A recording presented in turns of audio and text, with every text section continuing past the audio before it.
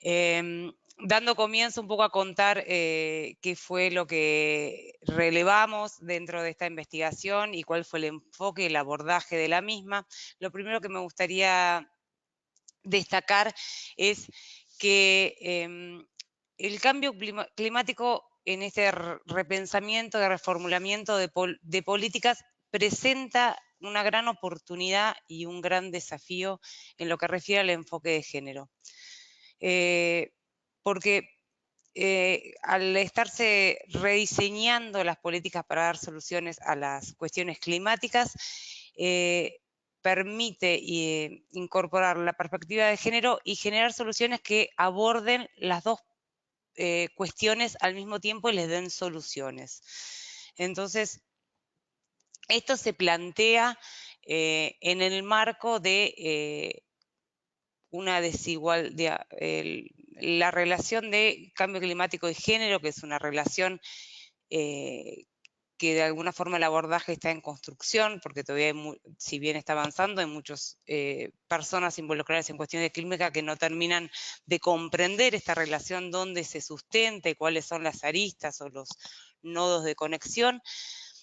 Se basa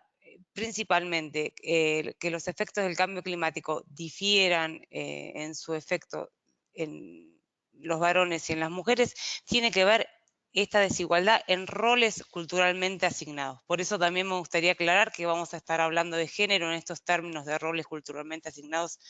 a varones y a mujeres, comprendiendo que género también incluye otras diversidades y no están especificadas en cada una de las intervenciones que se hace. Esta desigualdad que provocan estos roles repercuten directamente en la capacidad de respuesta a los efectos del cambio climático. O sea que el cambio climático de alguna forma exacerba y pone a la luz estas desigualdades que ya existían en las tramas de la sociedad y ahora se ven exacerbadas y necesitando mayor atención. A la vez que atender estas desigualdades cuando se habla de cambio climático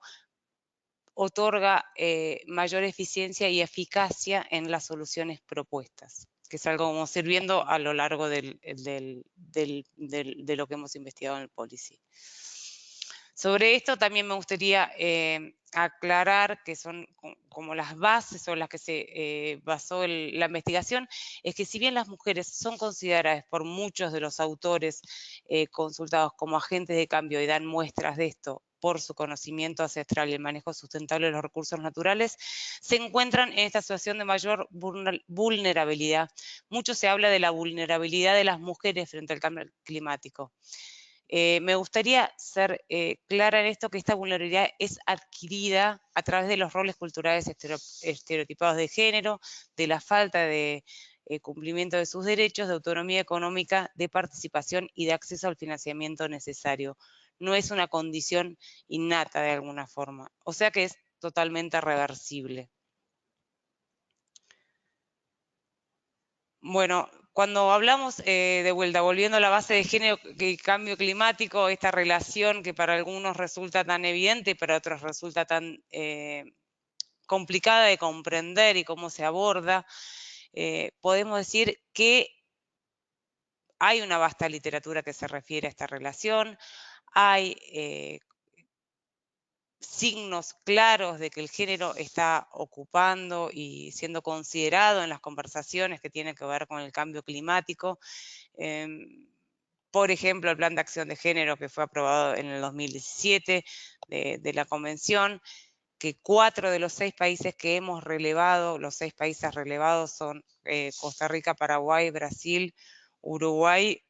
Chile y Argentina. 4 de ellos tienen menciones de género en sus contribuciones nacionales, que por ejemplo un fondo tan importante de financiamiento climático como el Fondo Verde para el Clima cuenta con una política de género que es mandatoria a todos los proyectos que se presentan. A pesar de estos signos que se ven reflejados en hechos concretos, todavía hay un largo camino a recorrer para lograr que esas políticas de género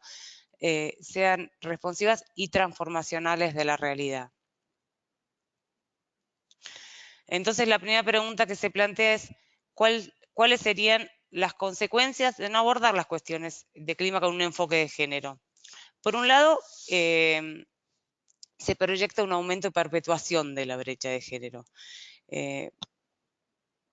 Porque, como vimos, que si bien el cambio climático muestra estas desigualdades ya existentes, las exacerba. Es decir, si vamos a tomar nuevas políticas y decisiones sin tener en cuenta esta situación de desigualdad, esto es muy probable que aumente. Por otro lado, le quita eficiencia y eficacia a las respuestas que tengamos contra el cambio climático. ¿Por qué? Porque al no ser las mujeres consideradas ni como beneficiarias ni como partícipes y decisoras en este diseño de políticas, estamos, por un lado, no abordando una parte de la población, por otro lado, no teniendo en cuenta todas las experiencias y la diversidad de perspectivas que pueden aportar a estas nuevas soluciones. Y por último, algo que resulta bastante obvio es que en un contexto en el que nos encontramos que la velocidad de respuesta es clave para ser eficiente en cuanto a las políticas de atención y de mitigación del cambio climático, no actuar sinérgicamente en ambos temas, en temas de desigualdad de género y en temas de cambio climático, es una pérdida de oportunidad de hacer sinergia y dar soluciones más robustas.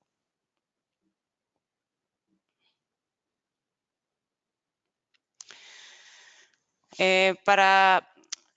dar un marco a quienes quizás no están tan interiorizados con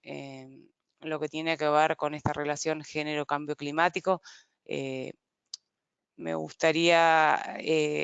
comentar que algunas para poder comprender qué es lo que pasa en esa dimensión, hay que analizarlos y reconocer los roles e impactos diferenciados de varones y mujeres en temas como acceso al agua, agricultura, desastres naturales, salud, energía, representatividad e intervención de las mujeres y varones en lo que tiene que ver con las políticas públicas vinculadas al cambio climático, la capacidad de acceso al financiamiento y la situación de pobreza. El policy que van a ver cuando esté publicado, no recorre todo esto ni analiza cada uno de estos puntos porque son muy vastos y sería como un policy en sí mismo, solamente se mencionan 3 o 4 a modo de ejemplo para comprender qué es lo que pasa cuando, cómo los efectos del cambio climático impactan de forma diferenciada y cuáles son los roles. Por ejemplo, si hablamos de temas de salud, el cambio climático por sus efectos provoca un aumento de enfermedades infecciosas transmitidas por vectores, como por ejemplo los mosquitos debido al calor. Entonces, esto impacta directamente en mujeres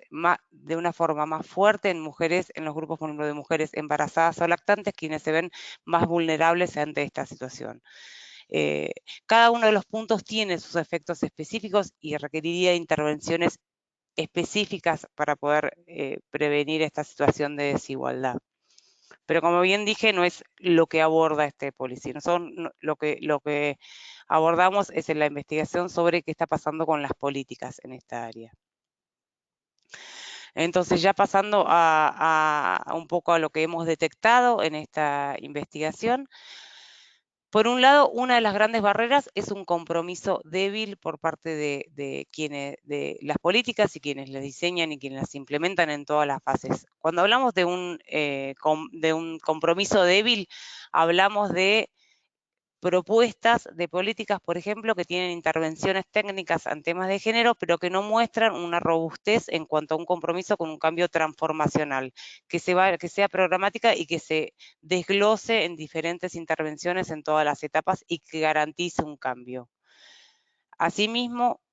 otro de los puntos que se detectó es falta de capacidades necesarias de las personas involucradas, de herramientas, de indicadores significativos, de todos los organismos e instituciones involucradas en los procesos y que esta sensibilización al enfoque de género sea transversal para que garantice un resultado final real. Con respecto al análisis, también me gustaría aclarar, es un análisis sobre una serie determinada de políticas e iniciativas en estos 6 países que mencioné antes, no pretende de ninguna manera ser totalmente abarcativo y es probable que haya muchas que no hayan sido consideradas, así como hay muchas cuestiones que fueron consideradas para tener un abordaje integral y que no quedaron plasmadas en el policy por una cuestión de lo que era la herramienta que tenía que ser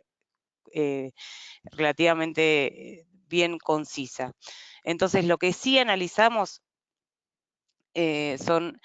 las contribuciones nacionales determinadas de los países, los planes nacionales de adaptación presentados a la Convención, el grado de participación de las mujeres en las delegaciones de las negociaciones de la conversión, el marco legal macro respecto de los derechos de las mujeres en cada uno de los países y otras estrategias e iniciativas que detectamos que podían aportar enfoques, abordajes y procesos que pudieran ser ilustrativos, orientativos y que pudieran ayudar en quienes tuvieran que tomar decisiones en esa línea. Con respecto a las contribuciones nacionales determinadas, por ejemplo, de los 4 países relevados, de los 6 países relevados, perdón, 4 de ellos tienen mención. Esos son Brasil, Costa Rica, Paraguay y Uruguay. Tienen menciones de género. Estas menciones de género, a su vez, se enfocan de distintas maneras. No todas son exactamente iguales ni con el mismo abordaje. Por ejemplo, en el caso de Brasil tiene una mención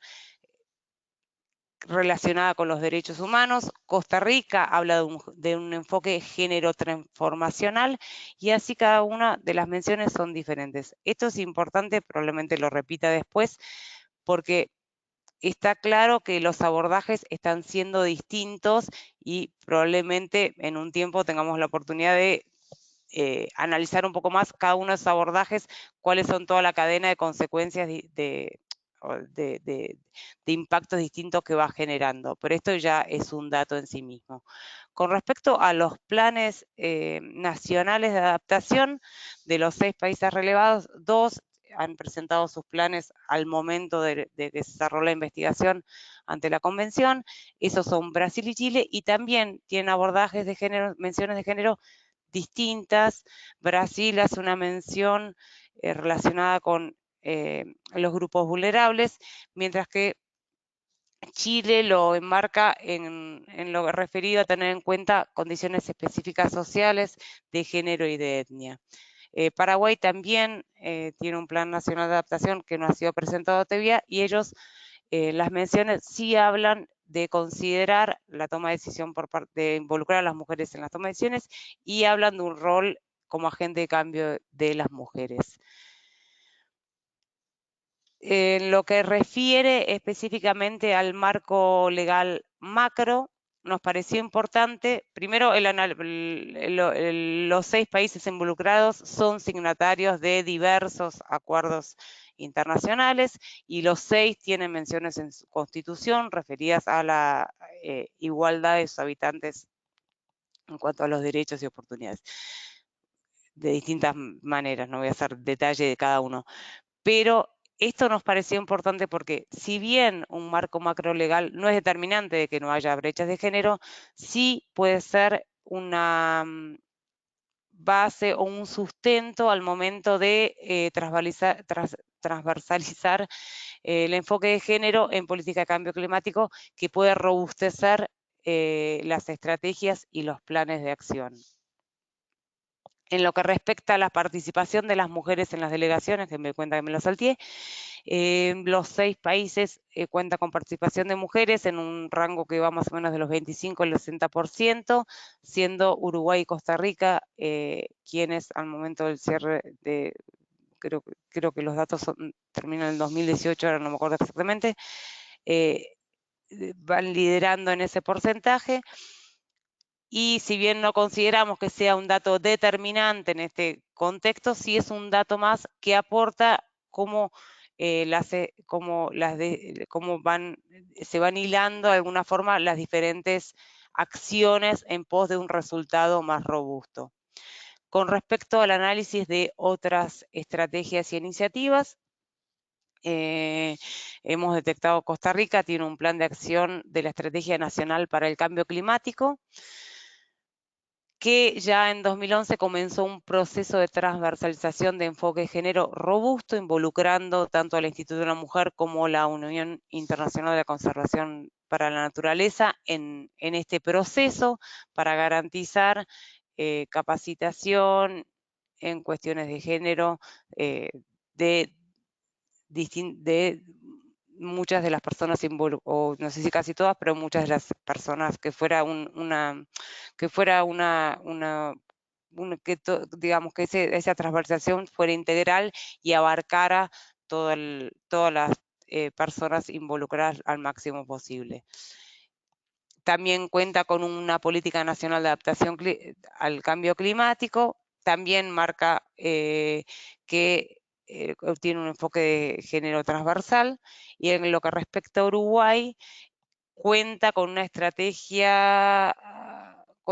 nacional para la igualdad de género a 2030 que es transversal a todas las áreas de gobierno.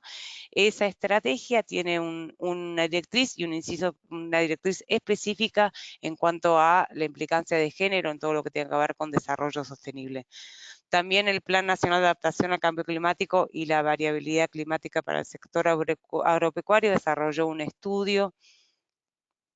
de género en relación al Ministerio de Ganadería, Agricultura y Pesca de Uruguay, y ese estudio arrojó algunos datos relevantes, y para ser muy sintética, como por ejemplo que si bien, por ejemplo, que las mujeres respondían de una forma muy positiva a todo lo que tuviera que ver con cambios relacionados a la adaptación,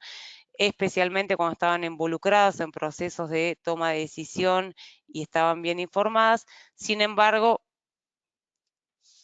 también relevaron que, por ejemplo, en los últimos años las personas beneficiarias y de asistencia técnica por parte del, en ese sentido, habían sido mayormente hombres, con lo cual quedaba claro que ahí había había un dato que era relevante de acá en adelante. También Paraguay tiene una política nacional de gestión y reducción de riesgos en la que describe la perspectiva de género como uno de los ejes transversales. Esto es más o menos un paneo general de la investigación que se realizó en referencia a lo que tiene que ver a políticas de adaptación en estos 6 países y otras estrategias, como bien comenté. Lo que nos pareció interesante, algo destacable, me parece importante destacar, es que cada una de las políticas plantea un abordaje diferente, con elementos claves para orientar la práctica de la transversalización de género. Por ese motivo, se considera que la recopilación de aprendizajes y sistemización de información y de casos a nivel regional es fundamental para que sean orientativos y permitan a cada uno de los decisores poder tomar decisiones en su propio contexto y comprendiendo la realidad para poder hacer sinergia con otras herramientas, otras políticas u otros sectores que ya estén trabajando en líneas similares. Y por último, la verdad es que no sé bien cómo ve de tiempo, pero por último, algunas recomendaciones que surgen de todo este análisis. Por un lado, sensibilizar y comprometer a las altas autoridades políticas y tomadoras de decisión para que la incorporación del enfoque de género sea algo institucional y programático y que se desglose en distintos niveles y no sea como iniciativas aisladas. Por otro lado, identificar quiénes son los actores que trabajan en la intersección que tiene que ver con la igualdad de género y que se relacionen con temas de cambio climático y de ambiente para generar sinergias y tomar compromisos en conjunto. También tener muy en cuenta el contexto de base. Cuando hablamos de adaptación, comprender y de género, y especialmente la situación de las mujeres, comprender el contexto de base en el que se encuentran es fundamental en el diseño de las políticas para que sean abarcativas y puedan resolver todas las cuestiones relacionadas con la adaptación. Fortalecer las capacidades de género dentro de los organismos y dentro de las organizaciones y organismos de gobierno que garanticen la continuidad. Un poco, este punto tiene que ver que muchas veces las soluciones o algunas de las nexos y las puertas de entrada o las oportunidades es un trabajo casi artesanal, con lo cual se requiere que todas las personas involucradas comprendan, sean sensibles a las cuestiones de género y pueden encontrar esas posibilidades de transversalizar el enfoque de género más allá de cómo esté planteado, porque son las que permiten realmente un cambio. También, bueno, como dije antes, que el enfoque de género sea una visión integral, que garantice una transformación, que no sea un aporte técnico en términos de una mención para que quede registrado y que termine siendo como en un plan de acción, finalmente se transforme solamente en un casillero a tildar para que esté chequeado y que se cumplió con eso, sino que sea un abordaje integral, que se generen indicadores de género pertinentes y significativos dentro del contexto para que se pueda abordar, diseñar y monitorear y evaluar las políticas y las iniciativas de una forma efectiva. Y por último, en caso de que exista, basarse en marcos macro existentes en el país, en la región, en donde se esté implementando la política, que permitan conectar sectores y hacer sinergia, no estar como todo el tiempo generando nuevas situaciones cuando quizás el conocimiento ya está ahí o la herramienta ya está disponible, solamente hay que utilizarla para que esa transversalización de género sea más eficiente, efectiva y sinérgica. Bueno, y por último, y para ya cerrar, me gustaría concluir que, bueno, como dije al principio, la agenda de adaptación es una gran oportunidad para diseñar y trazar políticas de género que sean transformacionales y que respondan al mismo tiempo a los temas, aporten soluciones al cambio climático y resuelvan las desigualdades de género al mismo tiempo. Bueno, muchas gracias por su atención. Espero no haberme pasado de